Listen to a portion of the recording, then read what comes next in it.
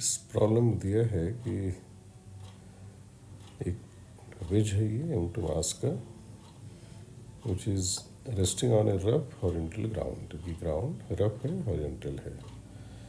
इस बेस पर एक लाइट पुली कनेक्टेड है। पुली से इस तरह से आइडियल थ्रेड यानी लाइट एंड इनएक्सेसिबल थ्रेड पास हो रहा है। थ्रेड फिर एक स्प्रिंग से कनेक्टेड है। स्प्रिंग का ये एंड सपोर्ट से कनेक्टेड है। Support is on the ways itself, इसी वेज पर ही सपोर्ट है।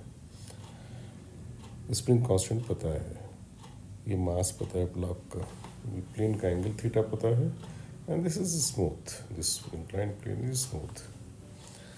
जिस समय सारा सिस्टम इक्विलिब्रियम में है दैट मीन्स इसका जो वेट कंपोनेंट है वो ऑलरेडी स्प्रिंग के एलॉन्गेशन से जो फोर्स आएगा उससे बैलेंस हो चुका है, यानी इस समय इक्विलिब्रियम में इसमें ऑलरेडी एलॉन्गेशन में है, ये सारा कुछ इक्विलिब्रियम में है।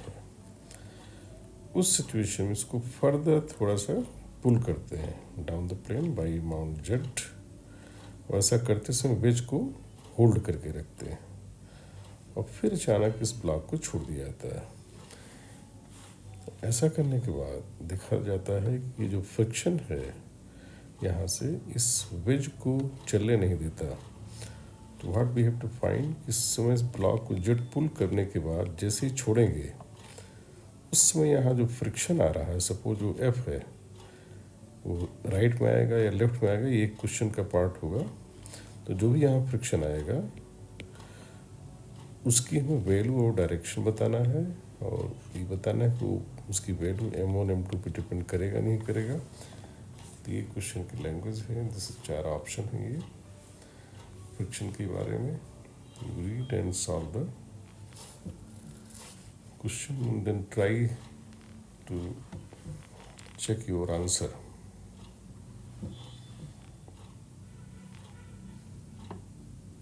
The answer is ABC. इसका ब्रीफ सोल्यूशन भी अवेलेबल है, लेट अस सी। इसके सोल्यूशन को करने के पहले एक key point I will try to explain कि अगर कोई लाइट ऑब्जेक्ट जैसे मासलेस ऑब्जेक्ट जिससे भी कनेक्टेड होता है, जैसे वेज से कनेक्टेड है पुली, तो पुली पर जो भी फोर्स आएगा वो सीधा वेज पे ट्रांसफ़र हो जाएगा। कोई मासलेस ऐसी सपोर्ट है, इसका अपना कोई मास नहीं है, ये वेज से कनेक्टेड है। तो जो भी फोर्स सपोर्ट पे आएगा, अगर स्प्रिंग इसको ऐसे खींचती है तो ये फोर्स एग्जैक्टली वेज पे मान लिया जाएगा। तो विद दिस कंडीशन अब वेज का फ्री बॉडी डायग्राम देखते हैं। तो वेज का फ्री बॉडी डायग्राम देखते समय वी विल अज्यूम दैट जो ये सपोर्ट है और ये पुली है वेज की ही पार्ट है। तो जो इन पे फोर्स आएगा वो वेज पे मान लेंगे। तो अभी देखा है कि वेज पर, ये वेज है, इस पर कहाँ कहाँ से फोर्स आते हैं। तो जो पुली पे आएगा, ये थ्रेड का ये पार्ट पुली पे लगाएगा तो वेज पे मान लिया जाएगा। थ्रेड या स्प्रिंग कहें, इस तरह से ऐसे जो फोर्स आएगा वो भी वेज पे होगा और इस सपोर्ट पे जो स्प्रिंग ऐसे लगाएगी वो भी वेज पे होगा। तो ये फोर्सेस यहाँ दिखाए गए पुली और सपोर्ट की, ये और तीनों की वैल्यू सेम है क्योंकि यहाँ से यहाँ तक एक ही स्प्रिंग और स्प्रिंग जब भी सीरीज में होंगे उनमें सेम फोर्स आएगा। जो स्प्रिंग में होगा वही स्ट्रिंग में होगा। और चूँकि इसमें एक्सटेंशन है तो यहाँ टेंसाइल फोर्स होगा पुली पर ऐसे दोनों तरफ से, और जो सपोर्ट होगा उस पर ऐसे। तो यही 3 फोर्स वेज पर दिखा दिए जाएंगे, ये 1 2 3, ये तीनों इक्वल होंगे। यहाँ जो वैल्यू लिखी गई है कि x0 प्लस जेड, क्यों x0 वो इलांगेशन है जो इक्विलिब्रियम तक ब्लॉक की इक्विलिब्रियम पोजीशन तक आने में स्प्रिंग ऑलरेडी खींच चुकी होगी। से x0 खींची है तो kx0 must be m1g sign theta, जो इसका वेट कंपोनेंट है स्प्रिंग के x0 एलॉन्गेशन की वजह से जो बैलेंस हो चुका है मान लेंगे। x0 हमें दिया नहीं, यहाँ से निकल आएगा इस इक्वेशन से। जब जेड और खींचेंगे तो स्प्रिंग फोर्स हो जाएगा kx0 प्लस जेड, जो यहाँ दिखाया गया है। तो ये तीनों फोर्स ड्यू टू स्प्रिंग हो गए। फिर वेज का कांटेक्ट है ब्लॉक से। ब्लॉक इसको नॉर्मली प्रेस करेगा क्योंकि ये सरफेस स्मूथ है, नॉर्मली जो प्रेस करेगा तो अपने वेट कंपोनेंट से, वेट कंपोनेंट इंक्लाइन प्लेन पर बड़ा पॉपुलर रिजल्ट है एम जी कॉस थीटा, ये एम जी कॉस थीटा। और फिर ग्राउंड से आएगा फ्रिक्शन, फ्रिक्शन हमने राइट मान लिया, पता नहीं राइट आएगा या नहीं, विल सी इट। राइट मानते हैं, अगर इसकी वैल्यू नेगेटिव आ गई तो यानी लेफ्ट में आएगा। तो ये कुल मिला के 1 2 3 4 टोटल 5 फोर्सेस दिखाएंगे इस पर। वैसे तो यहाँ से एक नॉर्मल रिएक्शन भी आएगी, but that is useless for us. इसका हमें कोई कैलकुलेशन करनी नहीं है तो हम उसको दिखाते नहीं, हम केवल हॉरिजॉन्टल फोर्स बैलेंस करेंगे पिच का, उससे हॉरिजॉन्टल फोर्स बैलेंस से फ्रिक्शन की वैल्यू आ जाएगी। तो वेज को एक पॉइंट ऑब्जेक्ट माना जाए तो सारे पांचों फोर्सेस जो यहाँ मैंने दिखा रखे हैं इसको एक जगह दिखा दिया गया इस फिगर में। तो ये दोनों ये हो गए और ये फ्रिक्शन हो गया, ये फोर्स ये हो गया, और सब का सब ये 1 2 3 के नॉट एक्सपोजेड होंगे। फिर ये है weight component m d cos theta, और इन सभी का हॉरिजॉन्टल कंपोनेंट ले लेते हैं तो ये दोनों तो आपस में कैंसिल हो जाएंगे, इसका हॉरिजॉन्टल कंपोनेंट इसका हॉरिजॉन्टल कंपोनेंट और फ्रिक्शन जब बैलेंस करेंगे तो ये इक्वेशन आ जाएगी। ये राइट डायरेक्शन के फोर्सेस हैं, ये लेफ्ट हो जाएंगे। इसमें के एक्स नॉट जैसे बताया था, जहाँ के एक्स नॉट आया उसको हम क्या लिख देंगे M G cos theta, M one G cos sorry M one जी साइन थीटा, जो इसके वेट को बैलेंस कर रहा था equilibrium. K x naught is m one ji sine theta cos, तो ये पार्ट इधर से कैंसिल हो जाएगा। Finally we will get f is equal to k z cos theta, k z cos theta. तो फ्रिक्शन की वैल्यू ये आ जाएगी, और चूंकि प्लस है तो फ्रिक्शन जो हमने राइट माना था तो राइट में ही आ जाएगा।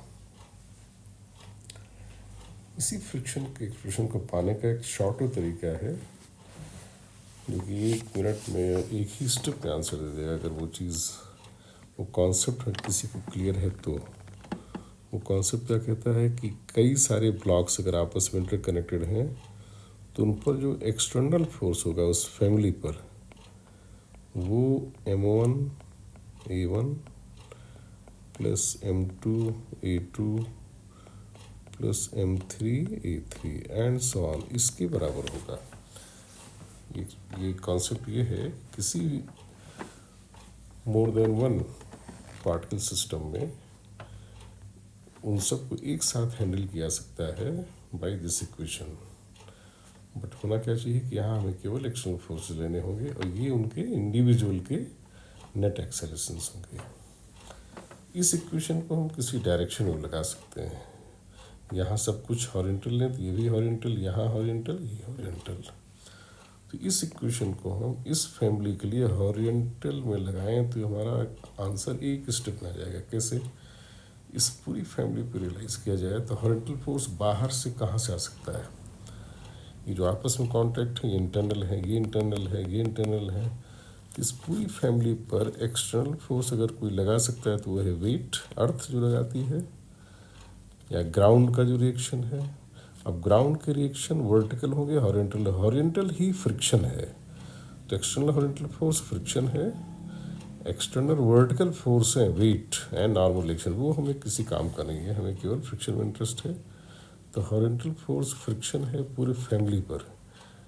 ये चीज़ अगर हम रियलाइज़ कर लें तो इसका हॉरिजॉन्टल एक्सेलरेशन यूज़ करें, इसका हॉरिजॉन्टल एक्सेलरेशन यूज़ करें, और फिर इस इक्वेशन से फ्रिक्शन की वैल्यू आ जाएगी। अब इस ये दिया गया है कि तो रेस्ट में है, तो इसका तो हॉरिजॉन्टल एक्सेलरेशन क्या हो गया? 0। ये सारा ही 0 हो गया तो हॉरिजॉन्टल भी 0 हो गया, ये तो गायब हो जाएगा इसमें से। अब रहेगा इसका एक्सेलरेशन। जैसे इसको हम लोग जेट पुल करके छोड़ेंगे इसके ऊपर एक नेट फोर्स आएगा के जेड क्यों आएगा? वेट वगैरह कहाँ चला गया? जो इसका वेट कंपोनेंट है वो स्प्रिंग के फोर्स से पहले ही बैलेंस हो चुका है, स्प्रिंग की इनिशियल एलॉन्गेशन से। जो एक्स्ट्रा एलॉन्गेशन देंगे जेड, उससे जो फोर्स आएगा वो उसी से इसको एक्सेलरेशन मिलेगा। तो इसको इधर एक्सेलरेशन मिला A1 is equal to k Z by M1। तो M1 A1 करेंगे तो सिंपली के जेड हो जाएगा, तो इसकी वैल्यू हो गई के जेड, ये हो गया F, बाकी हो गया टू के जेड। लेकिन हमें हॉरिजॉन्टल चाहिए, तो के जेड ऐसे आया है, इसका हॉरिजॉन्टल कंपोनेंट हो जाएगा कॉस थीटा तो इस तरह से एक स्टेप में हमारा फ्रिक्शन आ गया और डायरेक्शन भी सही आ गई। तो इस तरह से this concept can save the time, और कई प्रॉब्लम ये हेल्पफुल होगा।